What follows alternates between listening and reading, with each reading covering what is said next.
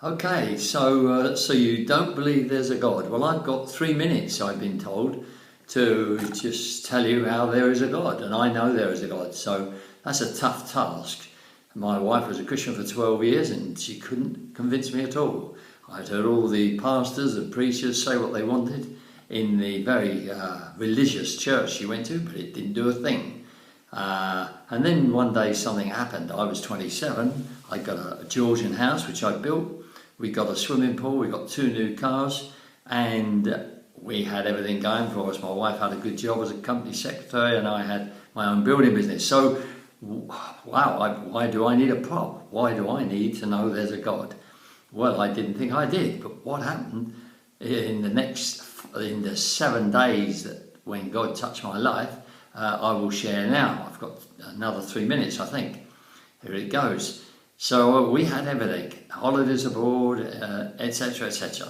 Too much time on my hands, so I started going out with my business friends, and we used to go out and come back at 4 in the morning. We'd go and see the relayed Cassius Clay fights and Sonny Liston, and then we went to a restaurant and we spent lots of money and we were having great fun. But then all of a sudden one of them introduced himself into something else, the darker side of life, and then somebody else did, and then I followed suit. This seemed to be the thing to do, and there seemed nothing really wrong with it in my eyes, because I was not a Christian or anything, and I seemed to put my conscience, if that's what you want to call it, underground. Anyway, I was enjoying this way of life with all that entailed.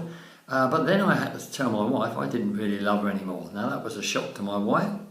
It was quite a shock to me, but there we go. That's what I told my wife. And really, she had to leave, so she left. Now this next period took about 6 weeks, but when she left, I didn't know, but she was praying for me in a church in London. So what happened next? I'm enjoying myself, and one afternoon, or one evening, I said to this person who I was with, wow, I just heard a voice tell me to phone my wife.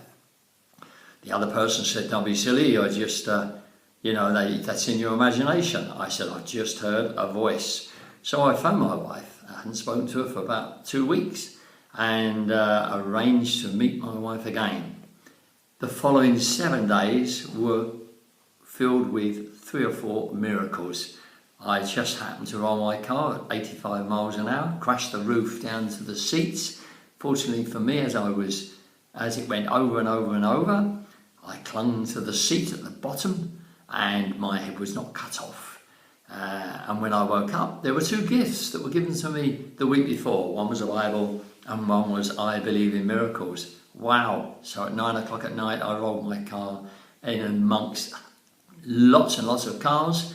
I didn't hit one of the cars in the oncoming traffic. I didn't hit any of the cars on my left-hand side. And yet I managed to dive in and out and brake and roll the car amongst all the traffic, and nobody got hurt, including myself. When I got out of that car, I was quite elated, to say the least, when the noise stopped and I was dancing around. I was as happy as a sandboy, and that car had to be written off. It was a brand new car, 6 weeks old, and the insurance on that car would have run out at midnight, and I rolled it at 9 o'clock at night, September the 9th. First test came up. I wanted to put the cheque that I'd already written out weeks before in with the insurance company. A family member said to me, just put it under the door. My wife said, don't do that. She's telling the truth. So I went in, I said, here's the cheque. Look, I was going to give it to you. He said, don't bother, Mr. Templeman, we'll pay for that new car. And so there's the first test. I passed it, believing that God will honour if we speak the truth. So I rolled the car. I've had a miracle escape. I then had that happen to me, and that continued in my life, and that's carried on. God is in my business. God has helped me through miracles. I've seen my mother healed.